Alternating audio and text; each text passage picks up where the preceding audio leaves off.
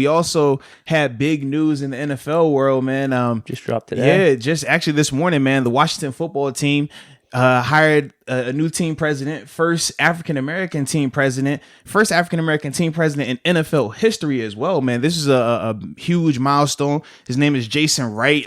He played 7 years in the NFL. He's with the Falcons, the Browns, the 49ers, and the Cardinals. I think his last year would have been 2010. Graduated out of Northwestern and was a walk-on, man. I thought that was pretty cool, though. I believe he's 38 years old as well. I thought it was cool, not even from the African American side of it, because I mean that's historic. You think about how long the NFL's been just going. I mean, it was 100+ years now, and this is the first African American team president in NFL history. I mean, obviously that's a major milestone.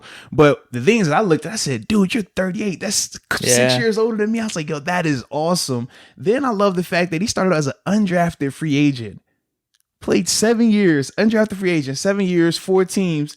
And now you are a team president. Like, dude, you talk about the making moves. Like, that's major, man. Like, I know, and it's something that I've even, like, me and Ryan, we would joke all the time about stuff like this. Like, man, do you want to be the youngest head coach? He's like, I want to be the youngest. Like, wait, Ryan who? Shazier. Oh, gotcha. It was times like we would joke about this, like obviously while he was playing and stuff like that, and we would joke like, yo, you want to be the youngest head coach, because obviously Coach Tomlin at the time was that, and we're like, nah, man, we'd rather be like the youngest president or youngest owner or youngest GM or something. And then to actually see this, because when you're saying it, you're just throwing it out there. You really don't think that something like that could really happen, because you haven't seen a blueprint for that. You haven't seen a younger person, or let alone an African American, even be in that role. But to see that, well, I think I was just reading too, there's only been 4 former players. Like, he's the 4th on top now. of that, right? So it's like you see all of these different variables. You're like, dang, so it really is a reality. It's something that can really happen. And you don't have to wait until your 40s, 50s, sometimes even 60s to accomplish this. I mean, this dude, like I said, at 38 years old, is the president of the Washington football team. Like, just put that in context, dude. That is insane, man.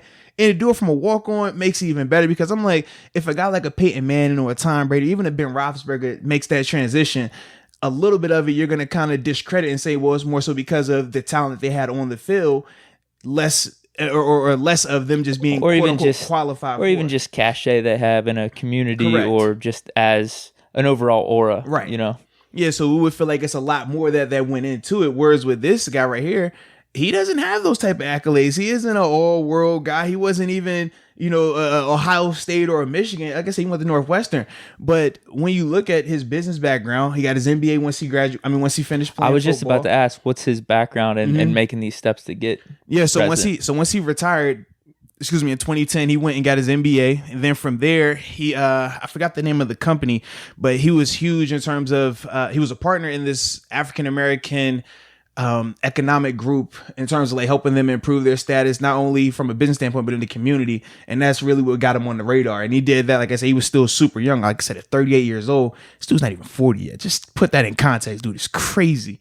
But that was like the big step for him. And then that's why Washington brought him on, especially for the business element of it, because the rebranding that they're going through right now in terms of changing who they are, both on the field, off the field, culture, everything, this is what he specializes in. This is what he has the most experience in terms of making these type of changes, and he's very successful with it. And I had a chance to watch him a little bit this morning. He was doing an interview with Stephen A, and they were kind of asking him some questions in terms of like just his thought process about it. What was he feeling when he found out he was the hire and things like that, and the significance of it. And he was like, obviously it's significant from the African American standpoint, but he was like, he doesn't want that to be overshadowing the fact that he was the most qualified for. He doesn't want it to overshadow guys like Ron Rivera, who's the head coach, is going to be acting as GM right now, in terms of being another minority, in terms of him just being qualified for that spot, not because he's a minority. Or I'm drawing a blank on the woman who they have hired in an executive role as well.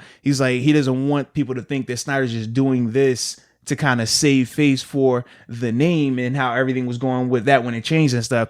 He was like, just looking at how they're as a culture trying to make changes and make it for just better in general, and not isolating certain categories of people.